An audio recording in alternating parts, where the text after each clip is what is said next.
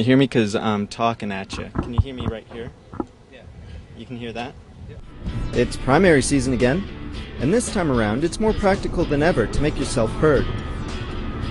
Earlier this year, I discovered a young man doing just that, and doing it quite well. JamesKotecki is a new kind of political commentator. Armed with just a webcam and a few pencil puppets, James has used his wit and a passion for politics to do what had, until recently, never been done before: engage politicians in dialogue using YouTube.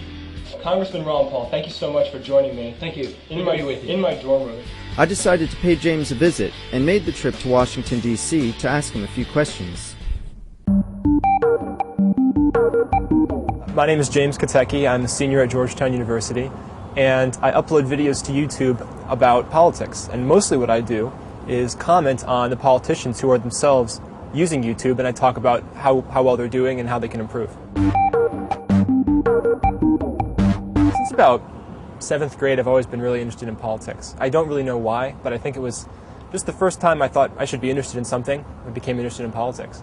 And so flash forward to earlier this year, January, I had a webcam. I was already somewhat addicted to YouTube, and I thought, why not upload some videos to YouTube, because basically everyone else is doing it, and maybe I'll have something interesting to say. So I thought, why not talk about politics, because it's my favorite subject. So I started posting some political videos. The first few videos was basically just me kind of parroting what the major media was already saying about the candidates. But then I realized that a lot of politicians had YouTube videos, a lot of presidential candidates had channels, and a lot of them didn't. And there was a big disparity in the ones that did have channels between how they were using the medium. So I decided that could be something interesting to talk about that I didn't see anyone else discussing. So I began to make videos commenting on that, and it kind of snowballed from there. I know that I do get a lot of young people as subscribers who are interested in what I have to say and interested in my videos.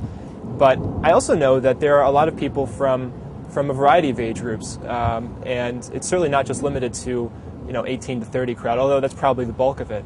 But what's been even more fascinating, actually, are the number of people who watch my videos who do not live in the United States and will never actually get to vote in the elections that I'm talking about. And it makes sense that they're very interested in politics of the U.S. because it obviously affects the rest of the world. And it's very interesting to get messages and communications from people in Australia, Canada, New Zealand, the U.K., even a guy from Hungary. I've exchanged messages with him on YouTube. So that's been a lot of fun, and to be able to share the passion for politics that I have, to find out that people outside the U.S. have that as well, has been really fun. There's a lot of different ways you can look at who's leading an online video. One of them is just simply the numbers, the view counts and the channel views. And by that measure, Barack Obama's ahead, but it's not necessarily that he's posting the best videos on YouTube, although his videos are not bad. But it's that a lot of people who would use YouTube already have a natural inclination to support his campaign. So there's a lot of reasons that you can be successful on YouTube just in terms of the numbers, other than the kind of videos that you're necessarily posting. But if you want to talk about the quality of the videos and the content, which is what I'm most interested in looking at in the first place, it's about how you as a candidate are making the most use, or the best use of the medium.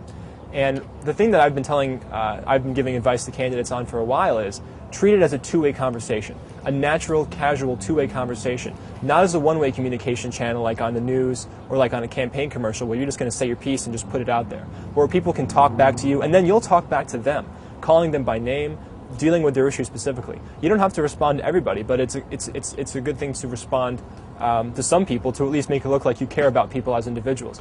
Leaders in other countries like David Cameron in the UK have done this. So far in the United States, only a few politicians have actually done this. There are, as of now, I believe, 3 instances where a presidential candidate has made a YouTube video responding to someone else's YouTube question, and they've referred to them by name, and so it's obvious that they're talking to that person. The first was Dennis Kucinich when he responded to one of my videos. It was basically thanking me for my video advice, but we weren't really talking about any issues. The second was a question that someone had posted on YouTube to Joe Biden, actually through PresVid, through kind of a thing that PresVid was doing.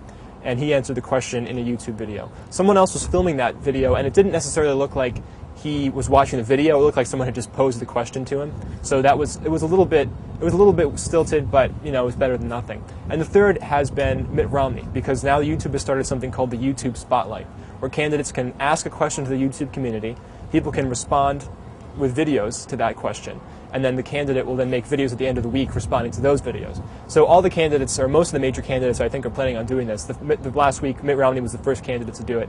He made 3 video responses, one of which was to me.